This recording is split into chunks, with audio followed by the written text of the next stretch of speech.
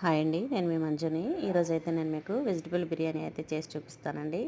దీనికి కావాల్సినవి పచ్చిమిర్చి, అల్లం, వెల్లుల్లి, ఆనియన్స్, అలాగే క్యారెట్ ముక్కలు, పొటాటో ముక్కలు, టమాటాలు, ఇంకా చెక్క, లవంగ, మళ్ళీ చెక్క, లవంగ అదే ఉంటాయండి. ఇంకా జీడిపప్పు అయితే తీసుకున్నానండి. దీన్ని అయితే నేను ప్రెషర్ కుక్కర్లో చేసుకుంటున్నాను.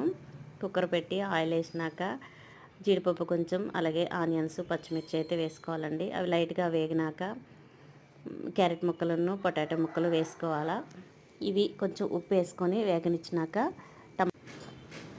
టమాటా, అల్లం, వెల్లుల్లి పేస్ట్ అంతా కూడా నేను పేస్ట్ చేసి పెట్టుకున్నానండి గ్రైండర్కి వేసి. అలాగే ఈ లవంగ, చెక్క, గరం మసాలా సామాన్లు అన్నీ వేసుకున్నానండి. అలాగే కొత్తిమీర కూడా వేసుకున్నాక ఇవన్నీ మగ్గినాక సన్న బియ్యమేనండి. గ్లాస్కి 2 గ్లాసులు వాటర్ వేసుకోవాలా. ఒక హాఫ్ అన్ అవర్ ముందు నానబెట్టుకుంటే సరిపోతుంది.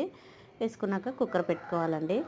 2 విజిల్స్ వస్తే సరిపోతుంది. అయితే ఈ వెజిటబుల్ బిర్యానీకి నేనైతే పన్నీర్ కర్రీ చేసినానండి. లాస్ట్ వీడియోలో పన్నీర్ నేను చూపించినానని మరి చూపించలేదండి.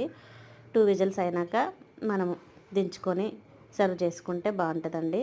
దీంట్లోకి నేను పన్నీర్ కర్రీ ఇంకా పెరుగు చట్నీ కూడా చేసినాను అనమాట. వెజిటబుల్ బిర్యానీ అయితే చాలా బాగుందండి.